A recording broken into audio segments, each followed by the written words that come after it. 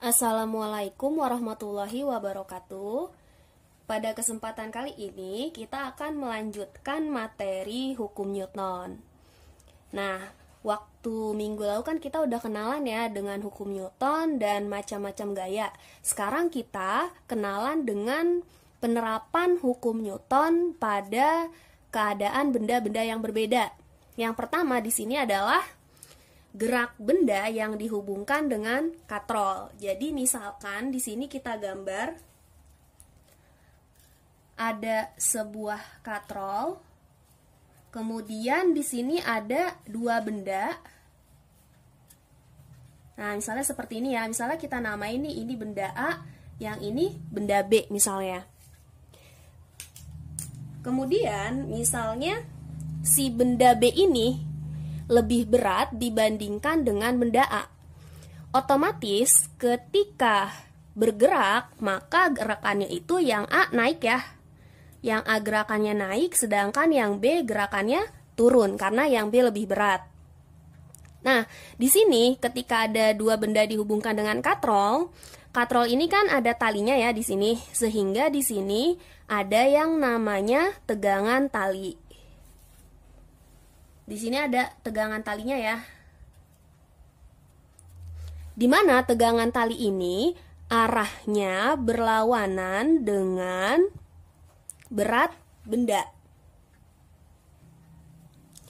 Kemudian untuk keadaan seperti ini, ketika kita mau menghitung berapa besar percepatan sistemnya, maka hal tersebut bisa dicari dengan cara pertama kita tinjau dulu nih benda A, kemudian kita tinjau benda B, baru nanti kita hitung berapa percepatannya.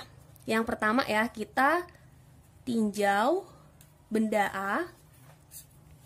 Karena bendanya bergerak, maka kita patokannya ke hukum 2 Newton, di mana katanya di hukum 2 Newton itu kan sigma F sama dengan M kali A ya. Di sini kita cek dulu nih ada gaya apa aja yang bekerja. Kalau kita lihat di A ya, baik di A ataupun di B, karena ini keduanya memiliki massa, maka dia memiliki gaya berat yang arahnya ke bawah ya. Ini ada WA, nah ini juga ada WB, berat B, ini berat A. Maka kalau kita tinjau A, gaya yang bekerja pada benda A, yang ke bawah ada WA, yang ke atas ada tegangan tali si A. Ya, arahnya ke atas. Terus kan ini pergerakan si benda A ke atas ya. Karena tegangan tali yang searah dengan gerakan, berarti tegangan tali yang dianggap positif. Jadi ini TA, si WA-nya itu negatif. Karena WA arahnya ke bawah, sedangkan benda A gerakannya lagi ke atas. Ini ya, arah gerakannya ke atas yang hijau. Sama dengan M-nya adalah M. A, ini dikali A. Nanti sampai sini kita cek di soal berapa masanya, berapa tegangan talinya kalau ada, berapa beratnya si A kalau ada di dalam soal. Intinya nanti kita tinjau A. Oke, selanjutnya setelah nanti kita tinjau A, kita akan tinjau B. Kita tinjau B. Sama kayak A tadi ya, kalau di B ini berarti ada gaya apa aja yang bekerja pada si benda B. Ada WB dan ada tegangan tali B. Di sini ya. Di sini kita tulis nih, jadi sigma F sama dengan M kali A. Kalau si B, gerakannya kan ke bawah ya, ini. Karena B lebih berat, otomatis B-nya ke bawah, A-nya ke atas. Karena ini arahnya ke bawah, otomatis yang searah dengan gerakan adalah WB. Dan yang berlawanan arah adalah si TB. Yang berlawanan negatif, yang searah positif. Jadinya di sini kita tulis WB duluan ya, WB-nya positif. Dikurang TB sama dengan M-nya adalah massa B. Karena kita tinjau massa B. Karena kita tinjau benda B, MB kali A. Nah, nanti kita tinjau A, kita tinjau B, barulah kita menghitung berapa percepatannya. Untuk menghitung percepatannya, gini. di sini ya.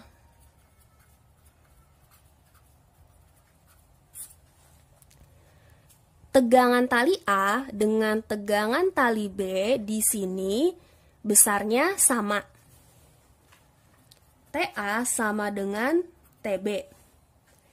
Nah, karena TA sama dengan TB, kita masukkan persamaan yang tinjau A dengan tinjau B. Tapi persamaan tinjau A dan tinjau B-nya kita buat menjadi T sama dengan. Oke, di sini kalau kita buat T sama dengan, si min WA-nya kan kita pindahin ya. Kita pindahin ke kanan menjadi positif. Yang tadinya negatif jadi positif. Jadi WA plus MA kali A. Kemudian kalau yang ini, nah ini kan min TB. TB-nya yang negatif, berarti si TB-nya kita pindahin aja nih ke kanan. Nah, jadinya WB, si MB kali A, pindah ruas ke kiri, jadi dikurang. Nah, jadi yang hijau ini udah dapat persamaan TA, ini udah dapat persamaan TB-nya. Kita masukin nih TA sama dengan ganti WA plus MA kali A sama dengan yang TB kita ganti WB min MB kali A. Sampai sini kita cek ya, di TA maupun TB itu sama-sama ada variabel A-nya. Variabel A-nya kita kumpulin. Jadi di sini ini aja ya, kita pindah ke kiri. Jadi gini, MA kali A ini minus jadi plus MB kali A sama dengan WB-nya tetap di sini. WA pindah ruas ke kanan jadi dikurang. Nah, gitu. Kemudian ini sama-sama ada A. A-nya kita kedepanin. Nah, gini. Ini adalah bentuk simpelnya dari ini nih. Kalau ini kan kita kali ke dalam, A kali MA jadi MA kali A ya. A kali MB jadi A kali MB. Jadi ini dengan ini sama ya nanti nilainya. Hanya ini lebih simpelnya. Nah, sekarang tadi kan tujuan kita mau menghitung atau mau mencari rumusnya percepatan nih. Si A ya. Maka A sama dengan ini si WB dikurang WA per MA plus MB-nya pindah ruas ke kanan. Yang tadinya dikali dengan A, berarti kalau pindah ruas jadi dibagi. Nah, jadi ketemu nih rumusnya. Untuk menghitung A, yaitu berat B dikurang berat A dibagi massa A ditambah dengan massa B. Ya, itu untuk rumus percepatan. Oke, sekarang kita coba aplikasikan di soal. Di sini ada contoh ya. Jika benda 1 dan 2 memiliki massa berturut-turut 2 kg dan 4 kg, berarti yang ini nih beratnya 2 kg, yang ini beratnya 4 kg. Maaf, masanya maksudnya ya. Masanya 2 kg dan 4 kg, maka hitunglah A tegangan tali, yang B percepatan sistem. Untuk menghitung percepatan sistem, kita udah tahu ya rumusnya langsung ini. Ya, A sama dengan WB min WA dibagi MA plus MB.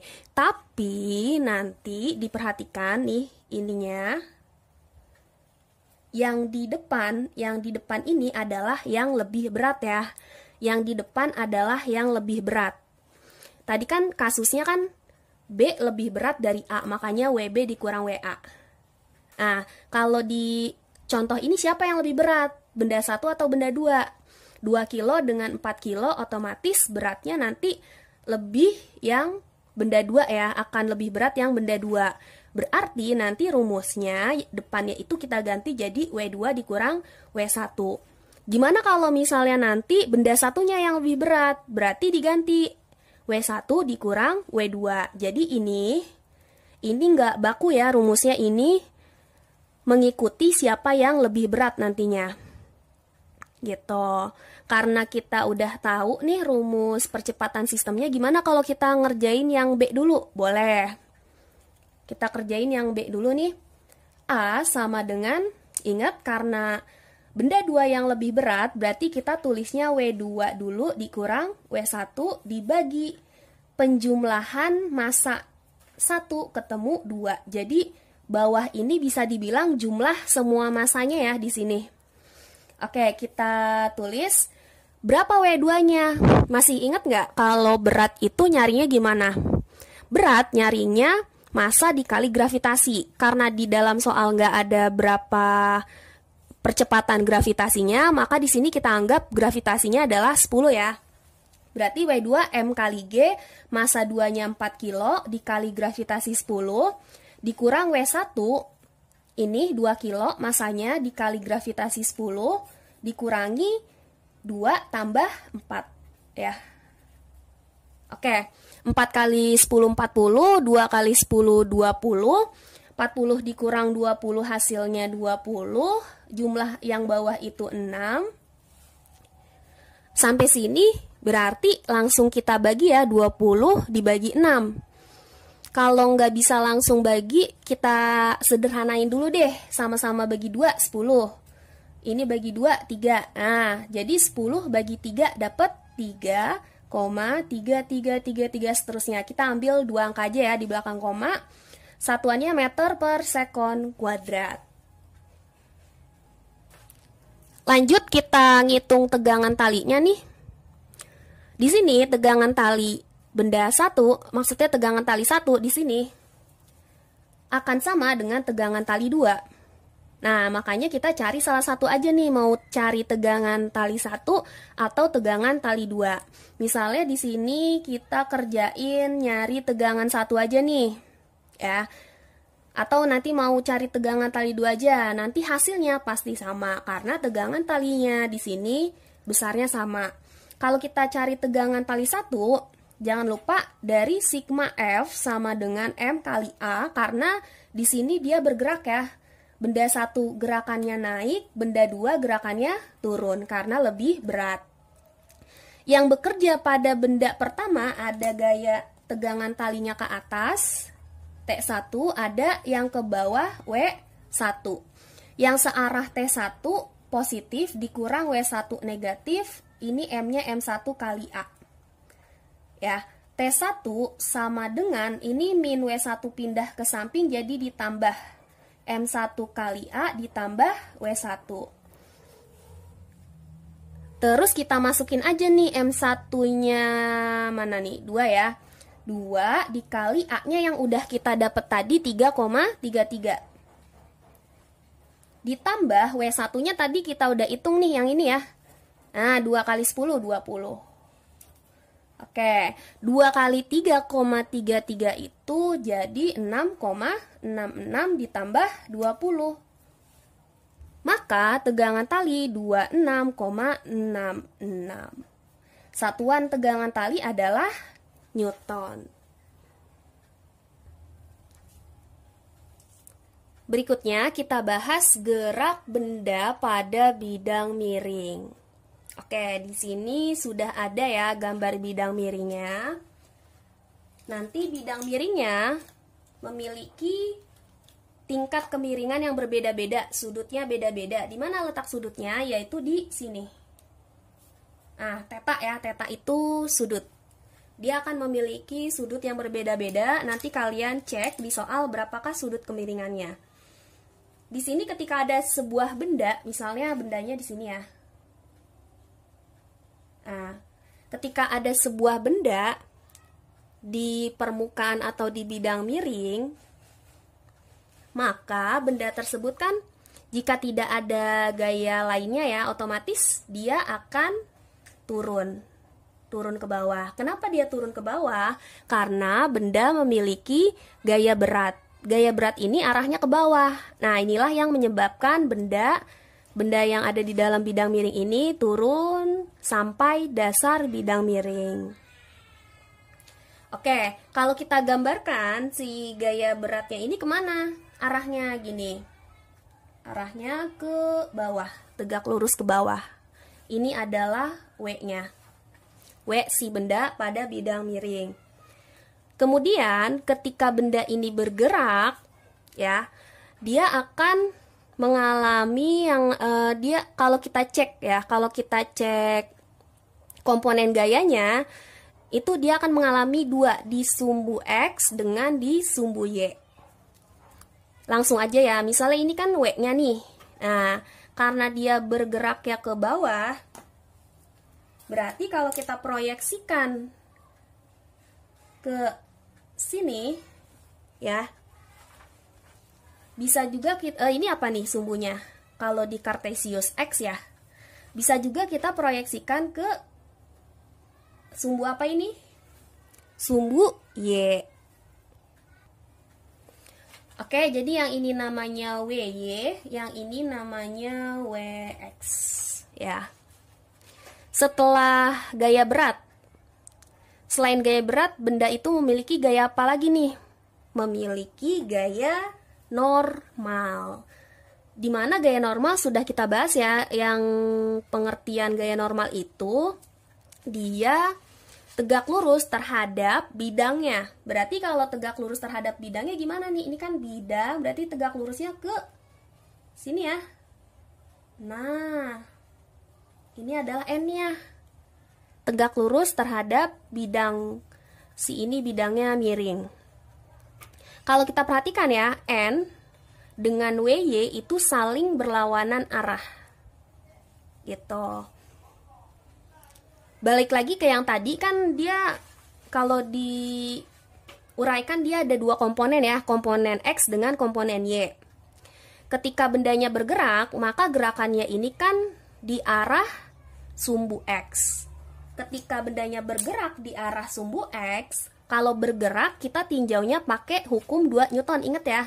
Nah, berarti di sini ada sigma Fx sama dengan M kali A. Gitu. Nanti kalian cek di soal, selain ada WX, ada apa lagi nih gaya yang berpengaruh di dalam soal tersebut. Misalnya di sini kalau bidang miringnya licin. Kalau bidang miringnya licin, maka hanya ada jumlah Fx sama dengan M dikalikan dengan A. Nanti Fx-nya ada siapa nih? Ada si Wx, kita turunin. Wx sama dengan M kali A.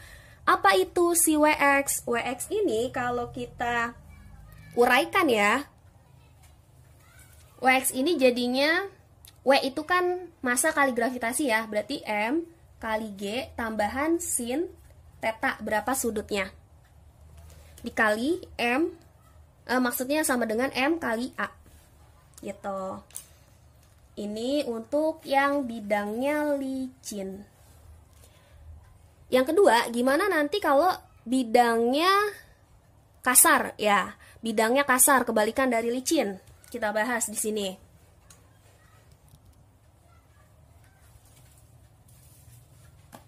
Kalau misalnya bidangnya kasar, berarti ada gaya gesek yang bekerja pada benda ya. Ada gaya gesek yang bekerja pada benda, di mana gaya gesek itu arahnya berlawanan dengan gerak benda. Kalau di sini kan gerak bendanya ke bawah, ya, gerak bendanya dia lagi turun ke bawah. Otomatis gaya geseknya berlawanan berarti kemana? Ke atas. Sini ya. Nah, ini gaya geseknya kita namain Fg. Gitu. Maka di sini sigma F sama dengan M kali A-nya berbeda dengan yang licin, Fx. Selain ada Wx, dia ada Fg, karena di sini Wx di sumbu X, si Fg juga ini dalam sumbu X ya, sumbu X itu kan kanan kiri. Kalau Wx itu positif karena menyebabkan bendanya bergerak, maka Fg bernilai negatif karena menyebabkan benda terhambat atau menghalangi benda bergerak gitu. Jadinya di sini kita tulis Wx dikurang Fg sama dengan M kali A. Nanti untuk Wx-nya ini ya diturunin lagi jadi Mg sin theta. eh, M G sin theta dikurangi untuk gaya geseknya, berarti nanti kita turunin jadi koefisien gaya geseknya, koefisien geseknya berapa dikali gaya normal sama dengan M kali A. Untuk mu-nya di sini kita pakainya mu K ya, karena bendanya bergerak. Koefisien gesekan kinetis dikali N normal berapa? Untuk gerak benda pada bidang miring ini ya, pertanyaan atau yang biasanya dicari di dalam soal itu adalah menghitung berapa besarnya percepatan. Ya, sama kayak tadi juga kan yang ditanyain percepatan. Ini juga sama, biasanya yang ditanyain percepatan, tapi tidak menutup kemungkinan besaran lainnya yang ditanyakan. Kita bahas yang pada umumnya dulu nih. Gimana mau menghitung A? Ada dua cara nih. Bisa dengan misalnya ketika nanti lantainya licin, berarti kalian tinggal masukin aja berapa mg sinnya, berapa m-nya, nanti diolah sedemikian rupa sampai dapat A-nya berapa. Begitu juga dengan yang kasar ya. Tapi ada cara yang kedua nih. Kita buat rumusnya dari sini. Jadi nanti tinggal masukin ke rumus angka-angkanya, hitung deh gitu. Kan kalau licin ya, kalau licin misalnya yang dicari berapa A-nya, kamu tinggal pindahin M-nya ke bawah. Atau gini, di sini kan ada M ya, di sini juga ada M. M di sebelah kiri dengan M di sebelah kanan, itu boleh dicoret. Nah, jadi sisa G sin theta. Maka untuk menghitung besar percepatan di bidang licin, yang bidang miring ini, A sama dengan G sin theta. Gampang banget ya. Bidang licin. Terus gimana kalau yang kasar? Nah, kalau kasar, M-nya nggak boleh dicoret, karena di sini ada mu K kali N. Ya, maka kalau kita mau menghitung percepatan yang bidang kasar, biar A-nya sendiri, M-nya harus pindah ya ke kiri. Jadi gini. M G sin theta dikurangi mu K kali N dibagi M. Nah, ini rumusnya jadi Mg sin theta dikurang mu K kali N dibagi A untuk menghitung percepatan benda pada bidang miring yang kasar. Apakah bisa disederhanakan lagi? Bisa. Nanti si N-nya ya, si N-nya kita ganti nih. Nah, N-nya kita ganti. Di sini kan kamu lihat N dengan WY itu saling berlawanan arah. Kita ke normalnya dulu nih berarti.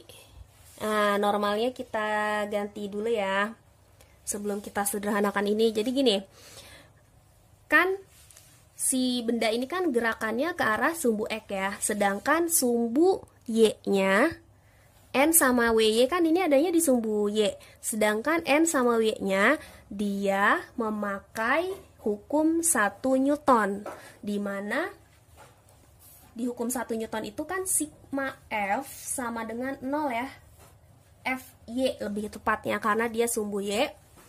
Nah, kalau yang ke atas positif, yang ke bawah negatif, maka N sama dengan WY. Harga N adalah WY, di mana WY ini adalah Mg cos theta. Setelah kita tahu nih kalau si N itu Mg cos theta, kita masukin ke sini. Jadinya gini, Mg sin theta dikurang, maaf, ini mu ya, mu K Mg cos theta dibagi M. Kalau sekarang semuanya ada M-nya ya, ini ada M, ini ada M, ini juga ada M, berarti boleh dicoret. Nah, kita pindahin A-nya ke kiri, yang sebelah ini ke kananin aja, jadi A sama dengan gitu. A sama dengan G sin theta dikurangi mu K kali G cos theta. Nah, kalian bisa pakai ini juga rumusnya. Selain yang ini ya, bisa pakai ini juga.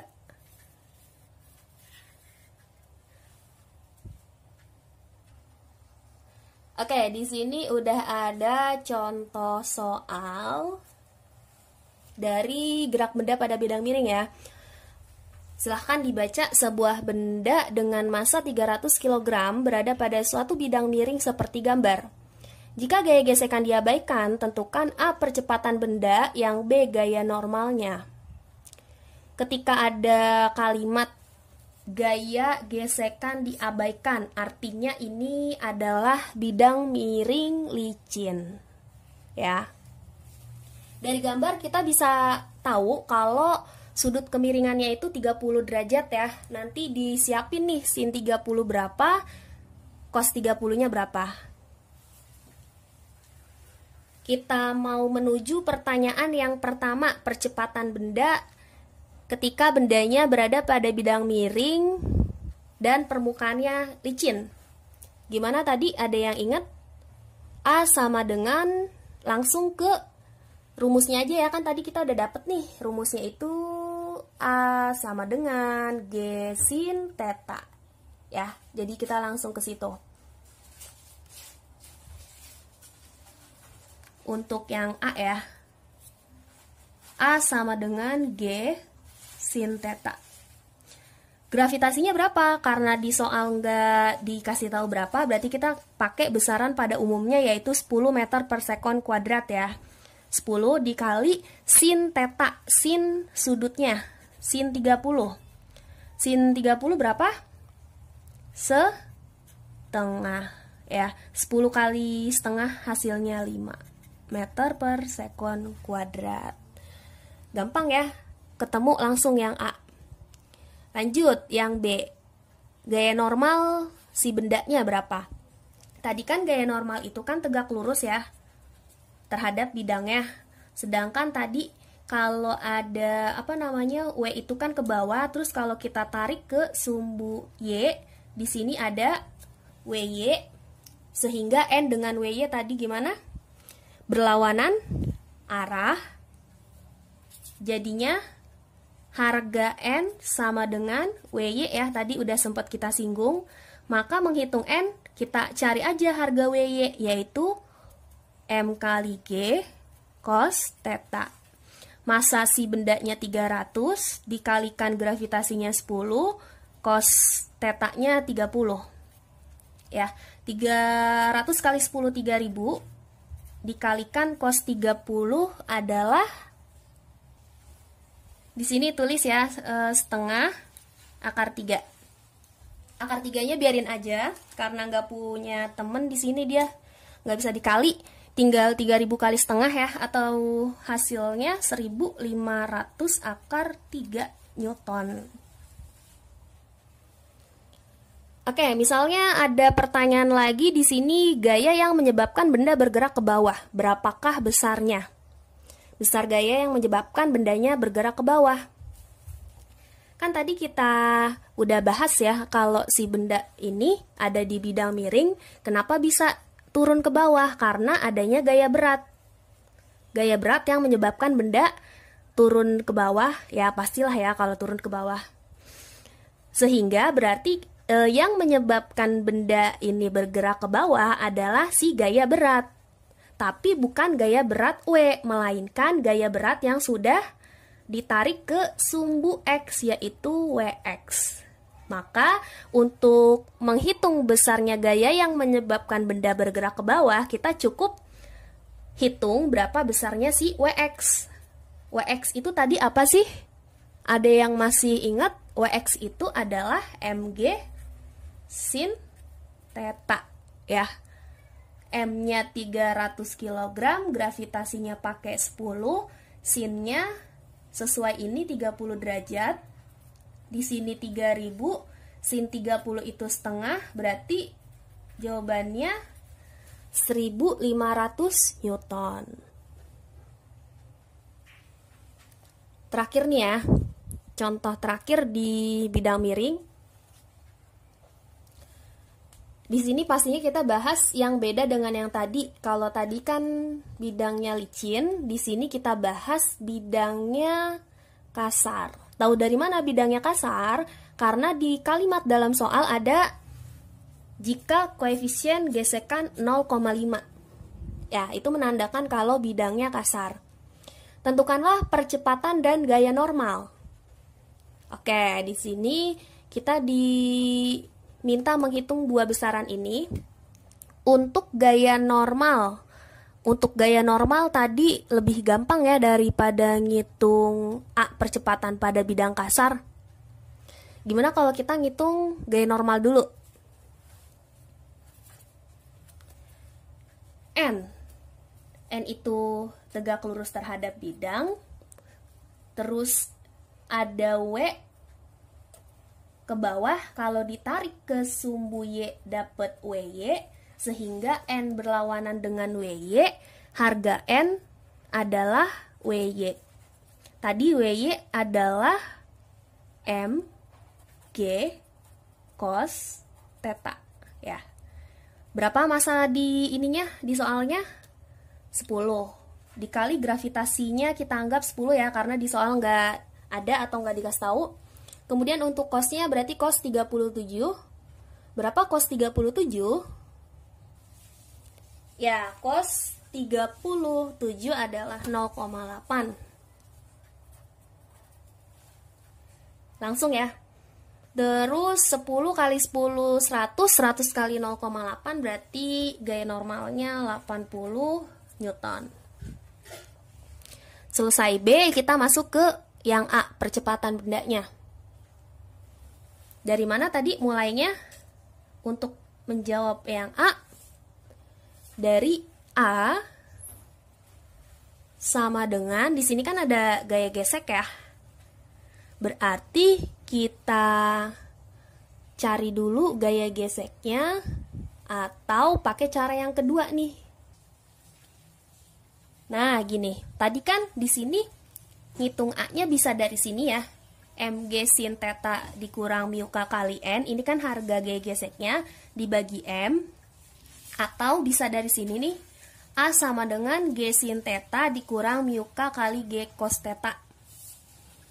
Kita cobain dari yang ini aja ya, yang bawah lebih pendek nih daripada yang atas. Ingat, A sama dengan G sin theta dikurang mu K kali G cos theta. Oke, kita isi angka-angkanya ya. G, gravitasinya dianggap 10, sin theta, sin 37, kita tulis deh. Mu K-nya koefisien gesekannya 0,5, gravitasi anggap 10 lagi, terus cos-nya cos 37. Oke. Sama dengan 10 dikali sin 37, 0,6. Yang ini 0,5 kali 10 ya. Jadi 5 cos 37 0,8. Yang ini dikali dapat 6, yang ini 5 kali 0,8 dapat 4. 6 dikurang 4, 2 meter per second kuadrat. Mudah ya kalau udah tahu nih yang singkatnya. Nah, gimana nih dari contoh soal yang kedua? Apakah lebih mudah dari yang tadi pertama atau lebih sulit atau gampang dua-duanya? Mudah-mudahan mau berhadapan dengan soal seperti apapun, kalian bisa mengerjakan soal-soal tersebut dengan baik ya. Yang penting kalian pahami konsepnya lalu terapkan di dalam soal. Apabila ada hal yang kurang jelas, kurang dimengerti atau ada pertanyaan, silahkan kalian bertanya dengan guru mapelnya. Terima kasih. Wassalamualaikum warahmatullahi wabarakatuh.